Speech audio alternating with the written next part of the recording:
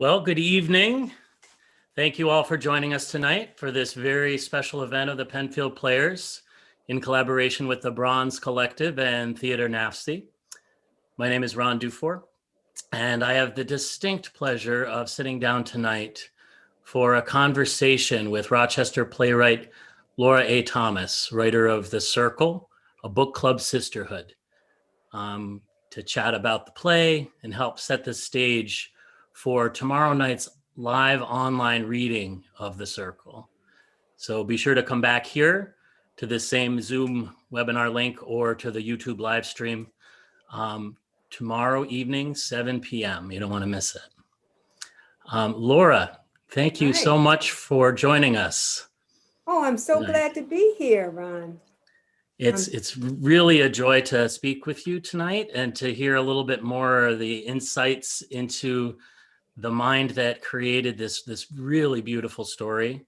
The Circle premiered here in Rochester in 2018 at the Sankofa Festival. Yes, it did. Yes. And so is this the first time it's going to be read for an online audience? Well, yes, it is. I mean, before we did the 2018 premiere at the Sankofa Festival, I had a small reading at Moodmaker's Bookstore. Moodmaker's Bookstore was a small bookstore in Village Gate run by Curtis Rivers, who started the Sankofa Festival. And so I had the reading first, and then we did present it at the 2018 Sankofa Festival. So I'm excited to be doing it online. So this is a different venue. So, you know, it's just interesting and it's fun. I'm very excited. I'm very excited to hear it read again and directed by the same director that did the live production back in 2018, Reuben Tapp, correct? Yeah, yeah. I was very fortunate to get the same cast that I had for the stage production, and we have the same director. So he came in already knowing the story, and that was great. The actors were so enthusiastic to be doing this online and to be reprising their roles. So everybody's happy all around. This is a story of 6 women who come together for a book club. Obviously, it's in the title. And they all know each other in some fashion. They have history with each other. But through the course of the play, they learn more about each other and dare I say, more about themselves in the process. What brought you to this story, this scenario of women coming together in this way, in this environment? Okay. What inspired you for a book club story? Well, actually, Ron, I'm a member of a book club, and I've been a member of the same book club for about 25 years. Okay, the book club that I'm in, it's called the Phyllis Wheatley Literary Circle.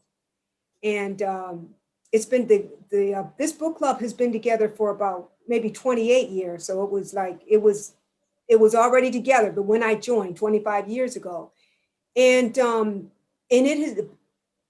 this being part of this book club has been so rewarding to me because, and not only for myself, so I'm sure for the other members also, and that's why it's lasted so long. I mean, you have sharing, you have camaraderie, you have people with whom you can share good news, bad news. And I love our book club meetings. Over the past 25 years, I can count the number of book club meetings I've missed. It's been that few. And so I love being part of my book club because it just offers so much. And being a playwright, I wanted to write about that. Now, many of my other plays I have a number of other plays, full length and one act. And many of those plays are about family situation, family matters. So I wanted to kind of get away from doing plays about having them all be about family. And I wanted to, so my reason for doing this play was twofold. I wanted to get away from doing all plays about family members. And I wanted to write a play about a book club. but turns out family happened to creep into this one anyway. You know, it wasn't my plan. It was, you know, but family situations showed themselves in this one also. Very definite feeling of family for the blood relatives in the story, but also the friend absolutely. family that develops through community. And that was my intention, because you know, you can't pick your family, and that's a good thing and it's a bad thing sometimes, but you know, you can have a situation where you have friends and people you get to love like family. And so I guess it did end up being a family story, not blood relatives, but it kind of ended up being a family story after all, because I wanted to show that, you know, family and love and just closeness. Something that really jumped out at me from the reading of it, the characters each kind of play a role in each other's lives. Mm-hmm. And so they're very distinct in their style of communication, in the way that they impose themselves on each other, Mm-hmm. and the way they receive communication from each other. And I think you've got a real strength in voice for these characters. And it's so evident when I hear one of the characters talking, that they feel like a complete person in that way. Miss Evie jumps out. She's the matriarch, I guess, of this Yes. non-blood family, Yes. that imparts so much wisdom throughout the play in Right. various times. Can you speak a little bit about how you picked, what types of characters were present in this circle? The Miss Evies, the Tommy Fays, Okay. were they organically growing as real people, or did you have an idea? We need a wise person. We need Okay. a No, Yeah. Go okay. ahead. You know, each character is like a composite of people I've known, or I know, or I have known, maybe some traits of some of the members in the book club. But so none of them are, you know, really modeled after any one person. But I know I needed a balance of different personalities. Of course, you can't have everyone be a nice guy and get along well, and you can't have everybody be mean. So you're gonna have to kind of balance it there.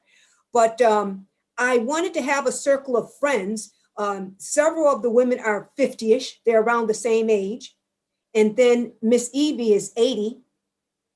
And then she is the matriarch of the group, and she offers words of wisdom to each of the women at some point, either as a group or individually. And then we have Mo, who's our lone white member, and she is you know, she runs a freelance small newspaper. And we have a 22-year-old by the name of Tommy. Now Tommy is the daughter of a former member who passed away. And that member was, you know, started the book club with this group. And when she passed away, the group kind of embraced her daughter. And so we have all these personalities, and they've known each other for a number of years. But just like real family, they have arguments, they make up, they give unsolicited advice, you know, but they have learned they are just such a part of each other's lives that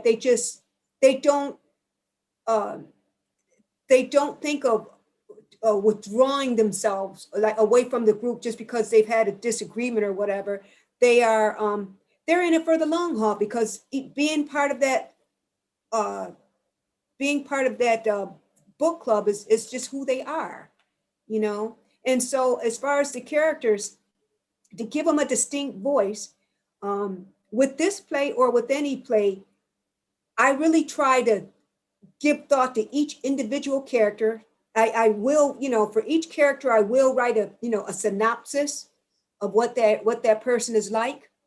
But what I may also do is maybe for each individual, write one scene, just a scene that this person is involved in individually, apart from the, apart from the book club or whatever situation the play takes, but to have that character just in a scene by himself or by herself, just to kind of, so that I can learn about that character and just see how they react and just try to think and try to make my voice such that it truly represents who they are. So yeah, so I do a lot of kind of a lot of background information before I start writing, just so I can know who my characters are. Did you end up dropping any characters during the process of writing? Like find, oh, this is too many and I want to merge some of these personalities into some of these other characters, or just drop it all together? As a matter of fact, I did. There are two main characters.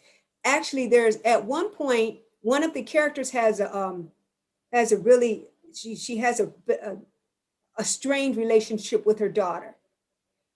Initially I had the daughter, a daughter named Vita.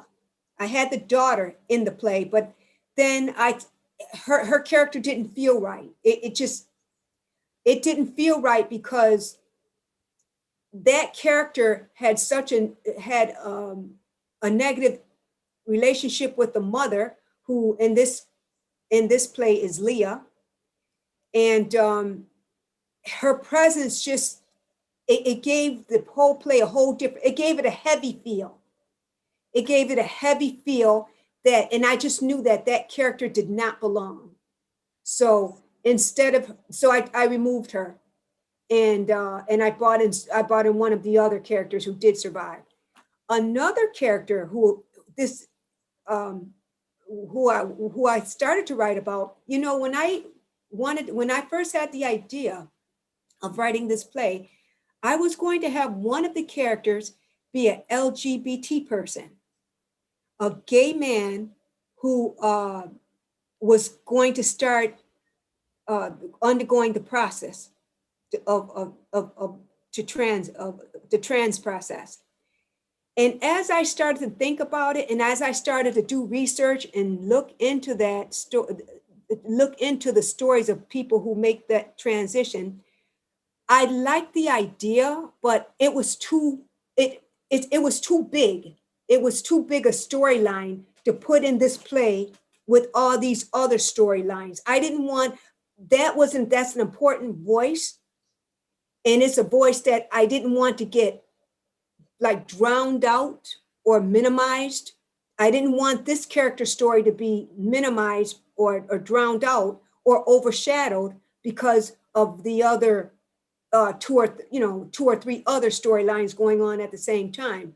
So I would still like to, that's a story that I still would like to write at some point, a play that I would like to write at some point, but it just, I decided that I didn't want to put it in this particular story. I'd like to save it for another story where I could really expand on it more than I could if I were to put it in this play, The Circle, with all these other storylines going on.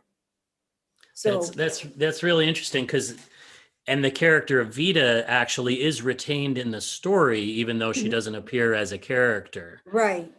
She's referenced in. Would you mind if we shared a little bit of a clip from the 2018 production? I think this might be a good time. Okay. They did record the Yeah. 2018 production, and I think we've got a clip of all 6 of the characters on stage at one time. Good. Okay. Let's roll that and see. We can talk about it at the tail end.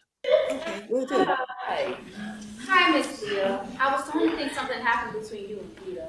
Oh, something did happen. We talked, we laughed, we cried. We had a wonderful, beautiful time. It's a whole new beginning for us. Well, praise the Lord. What she want? She wanted to spend time with me. Why all of a sudden? Listen, I'm not trying to rain on you. Yes, you are. Victories. Excuse me, what? Yes, you are. You're trying to rain on her parade because you don't want anybody else happy because you're not. You better watch your step with me, little girl. No, I won't. You know what? You did all that Botox and all that liposuction, trying to get yourself skinny, and Mr. Roberts still left you for his assistant. My husband is on a business trip. You're just mad because I wouldn't let my friend High Top help. Oh, you spoiled trifling. You know what? It's true and you know it. You're mad at me and you're jealous if anybody else is happy. Tommy Faye, you are going to stop this mess. Patricia's been like an aunt to you, and you're going to show her some respect. She used to be an aunt to me. Now all she does is criticize me. She criticizes my friends and everything I do. Now, Miss Leah, she don't want me, you, or anybody in this room to be happy because she's not. Tommy Faye Vivians, you're going to apologize to talking to Patrice so ugly. Patrice loves everybody, including you. Besides, I have a joy in the world nobody can take away from me. I'm gonna have a baby.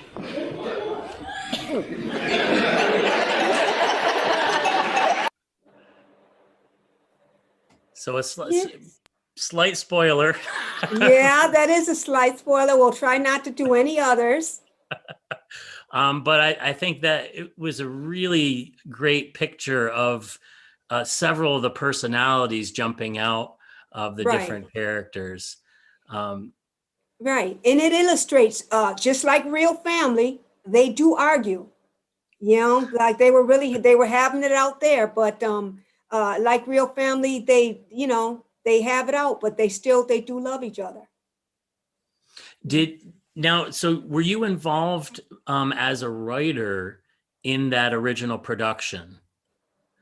Did you make any changes as you were watching rehearsals, or did you kind of hand it off and let Reuben as director and the actors take over? Reuben Tapp, I've had the pleasure of working with Reuben on several of my plays. I think he's directed like maybe at least 3 or 4 of my plays.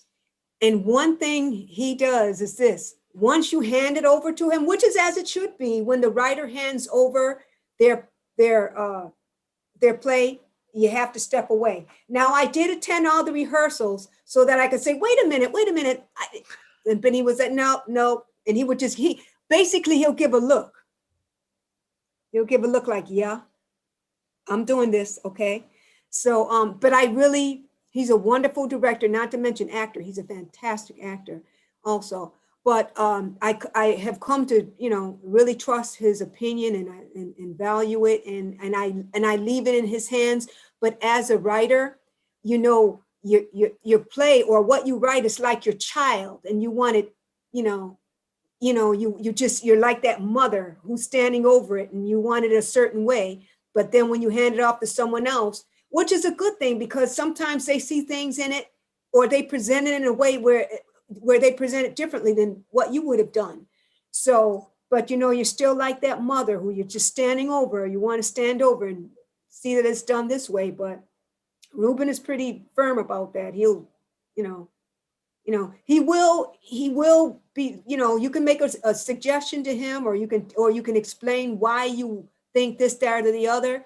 But in the end, he is the director. And so if you bring someone in to direct something of yours, you're going to have to roll with it. Well, like you say, I think that's both the blessing and the curse of parenting an artistic creation. Right. Is that it takes on a life of its own. Yeah. And can surprise you and delight you and scare you and in a lot of ways. Right. When you're watching the rehearsal, sometimes or even when you hear something at a table read for the first time, you hear it in your head differently. Sometimes you hear it in your head and you visualize it a certain way, but when that line is said, it's like, nah, that doesn't sound right. Take that out, or take this out, or instead say X, Y, Z, because sometimes, when you hear it, it just needs to sound right to your ear. So, you know. How much would you say that the story evolved from the first time that you had it read live in the literary circle, to the time it was presented till you handed it off? Like, I mean, we're talking about something as minor as take out this line, or there, you know, that was a typo, and so very little, take out a line here or there, but nothing added, nothing changed around, yeah, no, you know, so just take out this line here or there. So yeah, from when I handed it off to the final performance, very little, if anything, has changed. When in your conceptualization, did characters evolve greatly from when you first put pen to paper? Well, the first thing I did, as I said, I wrote up a synopsis of what they were like, and I kind of had an idea of what I wanted them to be like. However, some things, yeah, did change along the way. There's one of the characters who has who's pretty cynical and pretty arrogant, and as I was writing, I didn't know that she was going to have a situation was going to happen that would humble her. I didn't know that when I started. Sometimes that's what I love when that happens, when you're writing something and then the story kind of takes off. You didn't know it was this, that, or the other was going to happen, but it's just, as you're typing along, the characters, they kind of take on a life of their own, and certain situations come up that you didn't even plan on, or you didn't outline. And so I like it when that happens, because then you're really in a rhythm and you're really in a flow. And it really, and I guess I didn't realize when I was kind of writing out what the characters do or what they're going to do. I didn't write in a part about, oh, she's going to get her come up and something's going to happen to really humble her. I didn't think of that while I was writing out her character, but I'm glad it did happen, because it caused a certain reaction from some of the other book club members. So it's just good when a story really takes on that life of its own and kind of write itself. And you're like, oh, okay. And you're just basically typing and like, okay, whatever's happened, just, and it's just coming to your mind, and you're just not stopping to critique it, not saying, oh, well, she shouldn't do that, or he shouldn't do that, but I thought she was mean, or no, just let it happen. Just let it go.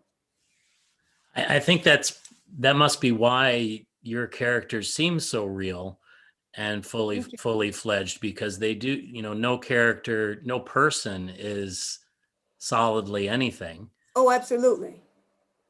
Yeah. So and for each of them, you do see, you see some change, you see some changes happen, but you see other sides. So, nobody's all good and nobody's all bad, of course.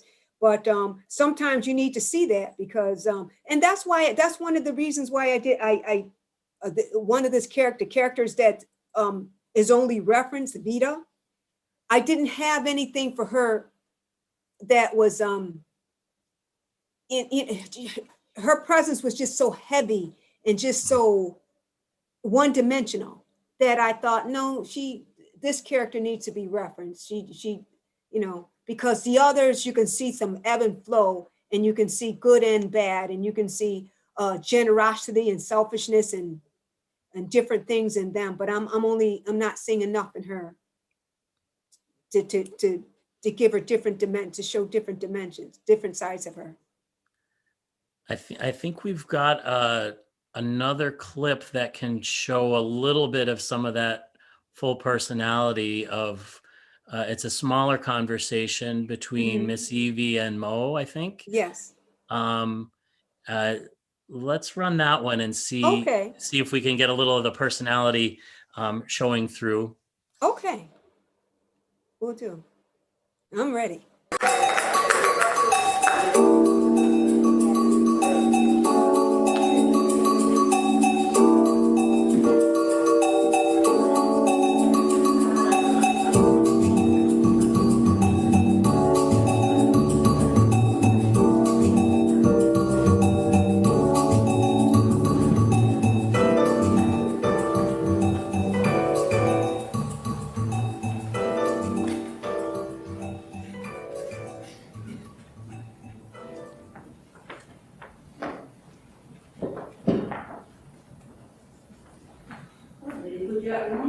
I mean, knock. They were deep in conversation. Oh, that's good. They need to talk. How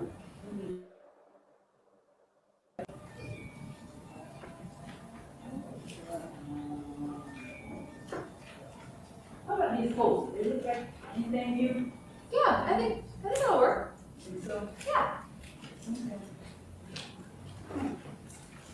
See, why don't you talk to me the way that you do the other ladies? What do you mean? Well, with Tommy Faye, you're always so grandmotherly. With Patrice, you're always giving her words of wisdom. So those two, you know, they need all the wisdom they can get. I'm try to throw it out there and hope something sticks. It's the same with Just a brief clip. We don't want to give too Yeah. much away before tomorrow. Yeah. Yeah, okay, that was a scene with Miss Evie. And Miss Evie, as I said, she's an 80-year-old woman. She's from Alabama. She was a former social worker. And so she has lived a lot. And she has wisdom to impart on all the women. And also in that scene was Maureen Kelly, who they call Mo. And she's a freelance, she has a newspaper called People First, and she's a local activist. And besides being a newspaper woman, she's an activist, and she's involved with this book club, and she likes being a part of it, and she feels very much a part of it. And but Mo is more than that. Mo is she's not just an activist. She's not just this. She has this, farm girl, fresh scrub look, but she's more than that. She's a number, she's a valued member of this book club. She's no pushover, as Miss Evie said, tells someone else who tries to throw her weight around, but this character kind of, is kind of negative anyway. But Mo stands up for herself, but she's also very gentle and understanding. Besides being an activist, she's a rebel rouser, but she's also compassionate, and she's a number of things. So now, if anybody stays consistent, it's Miss Evie. Now, Miss Evie she's an older woman, and she's wise, but at one point she does something that surprises the ladies, and they're kind of surprised because of her age. And I won't say anything I'm about to give away, and we don't want to do that because we want them to tune in tomorrow and see for themselves what it is that we're talking about here. But so all of the ladies, I think, to some degree show their different layers. And that's kind of fun about writing a character, to say, okay, she's this, that, and the other, but what else is she? And it's fun and exciting, and it's a challenge to put those traits into a character, but make it work for the story, and make it work with the other, make those personality traits also work with the other characters. So I guess that's why I love writing so much. It's a challenge. Well, we definitely enjoy hearing your writing and watching it performed. I'm seeing that we've got a question from one of our attendees. I'm not sure if it's from the Zoom or from YouTube, but let's see if it's on the Zoom, then maybe we can bring them in, at least their voice, if not their face. Oh, okay. If you don't mind a question or two. No, not at all. I love talking about playwriting. Anything that has to do with playwriting or storytelling. Yeah, I love it. Okay, I think we've got Richard. Okay. Richard Kendrick is on. Hey, Hi, I was just wondering why you chose this story to be a play and not maybe a short story or a novel or something else. What made this speak to you as something for the stage? Well, because first of all, I am a playwright first. I do love other genres of writing, but I consider myself a playwright first. And I believe that the setting really lends itself to theater well, because the play takes place in the living room. And, and I mean, there are certain areas, there's just one scene that's supposed to be outside, but it lends itself really well to a stage. And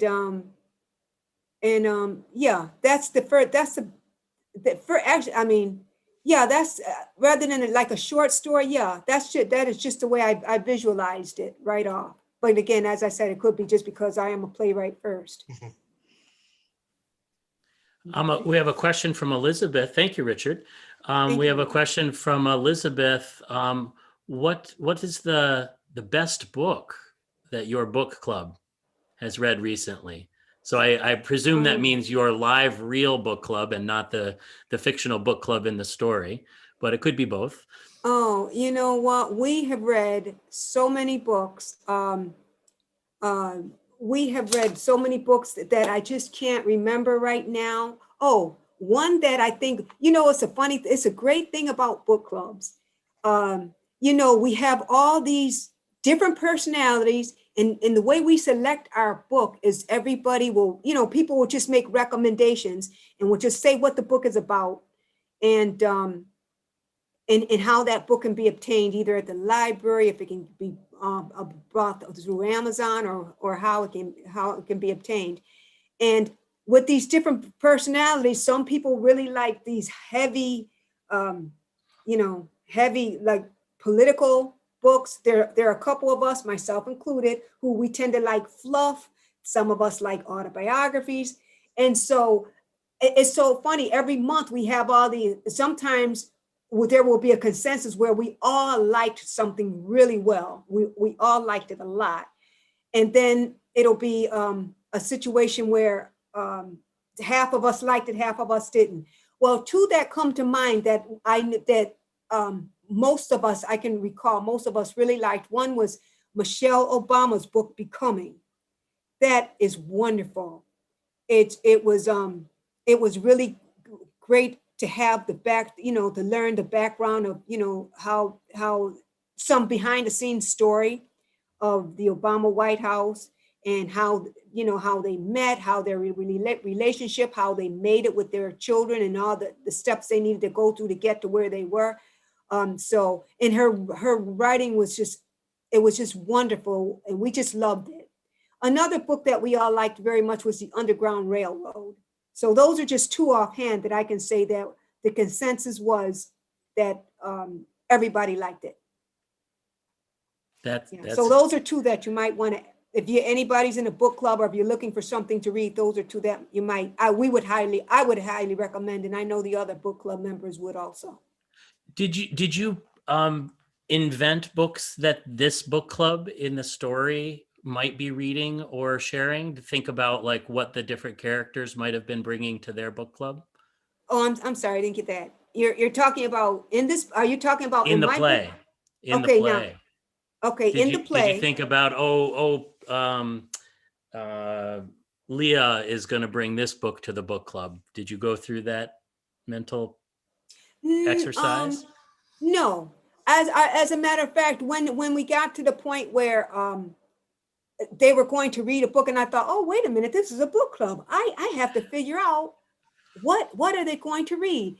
And then I thought, okay, well, whatever they read needs to have some kind of way of moving the story along. Okay, and it did. It generated conversation, and actually it helped to bring about a kind of a pivotal point for one of the book club members. So yeah, I needed to give some thought to it, and then I had to stop and do some research about, okay, what year was this book? What year was this book written, and why would they choose something this? So I had to actually download the. It was so old, it was obscure, and it is obscure, and I had to go online to find the book, and I found it online, and I started looking at the first couple pages, and there was something in it that caught my eye that I incorporated into the play. So, yeah, so I hadn't thought of, when I started writing this, I hadn't thought about, gee, what are they reading, by the way? Yeah. I'm We've like, got oh, another question from Emmett, sure. talking about the characters and their particular voices. How did you work on differentiating the voices of your characters, the way that they talk, as an example? Well, they are ladies, even though, we have, they're from different like they are very different personalities. And as I said, even though we have like 3 African American ladies around the same age, one much older, one much younger, and a white female, they have such different lives that as I was looking at their when I was doing background stories for each of them, I don't know. I just really made it a point to learn as much about each of these ladies as I could. As a matter of fact, while I would be shopping and I would think, oh, this is something Leah would like, to really get inside Leah's head and really try to think like her. Or if I was listening to a news story, I would think, oh boy, if Patrice heard that, she would go off. Or, if I heard something on the news, I would imagine what would Patrice say about that. And doing that really helped me to differentiate their voices, as a way of getting to know them, each of them better. Great question, Emmett. And thanks for your question, Elizabeth, also.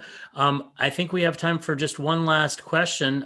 Sheila has a comment and a question. She says, Laura, your plays have an interesting twist at the end, and it keeps the plays so fresh and interesting. Do you like writing the surprise for the audience? Yes, I do. Sometimes it's a funny thing. Sometimes I don't see a twist coming myself. Or sometimes I'm just there, or sometimes I'll get to the end of the play and I'll think, well, what? Okay, we got to wrap this up. We got to wrap this up somehow. What's going to happen? And sometimes I'll just have to think about it and sleep on it. And then it'll be like, oh, okay, I know how this needs to end. But sometimes those twists, they come as a surprise to me. And so I don't set out to say, oh, I need a twist at the end.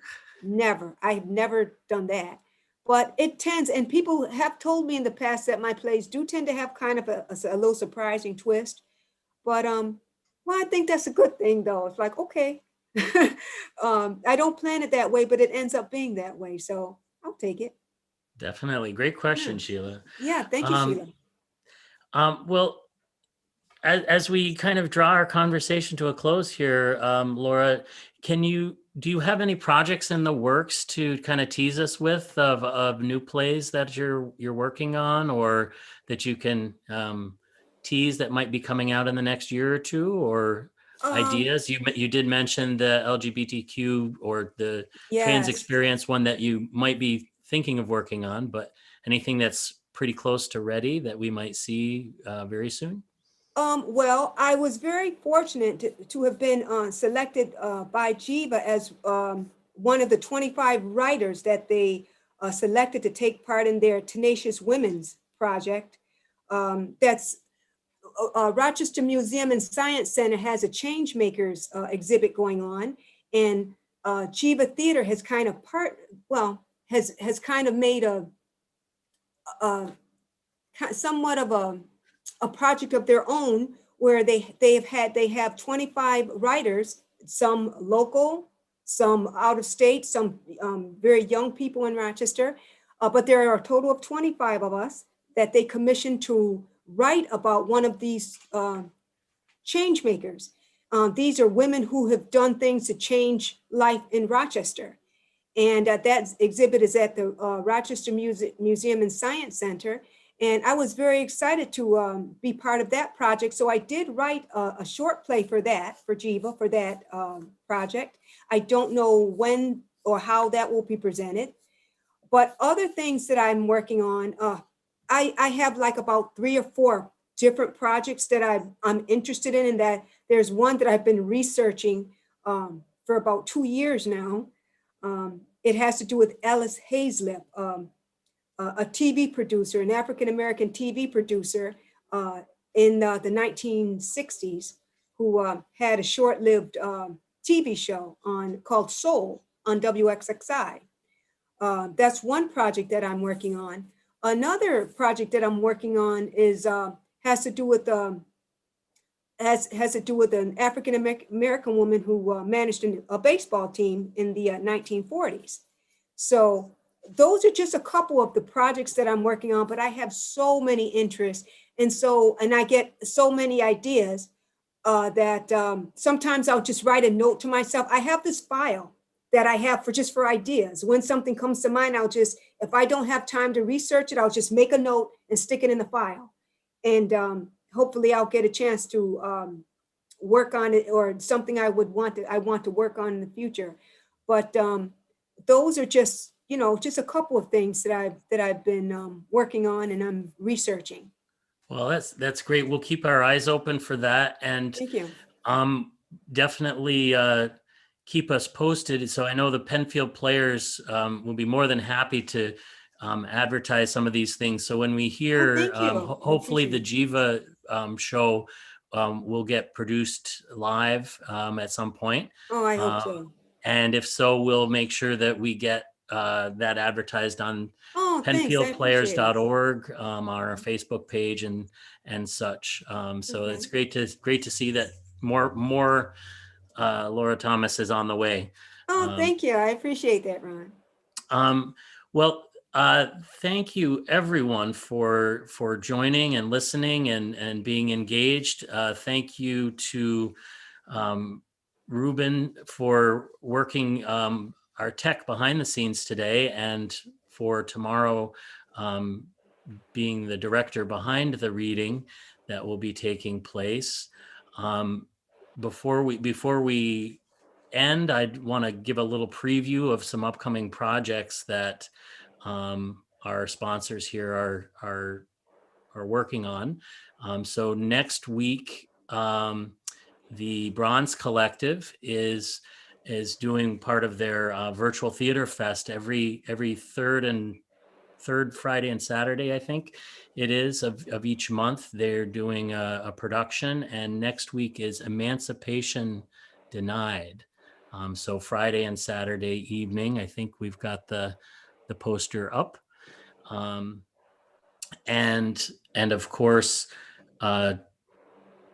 the Penfield Players is still active and is attempting in the fall to bring a hopefully live production on stage, if we can do it safely, of The Haunting of Hill House this fall. So stay tuned for that. And of course, tomorrow evening, 7:00 on the same platform you're watching now, either the webinar or on YouTube Live, the live online reading of Laura A. Thomas's The Circle, a Book Club Sisterhood. It promises to be a fantastic read. I'm sure you will enjoy. Thank you so much, Laura, for being with us. Thank you, Ron. It's really been a pleasure. I hope we get to talk again soon. Absolutely. And of course, tomorrow after the reading, there will be a Q&A talkback session. Laura will be there, and Reuben, the director, will be there. And I believe all the cast, or hopefully the cast can stick around as well, for a few minutes after the show for talkback. So thank you everyone for joining us tonight. And have yourselves a wonderful evening. Absolutely. Thank you, Ron. All right. We'll see you tomorrow. Bye.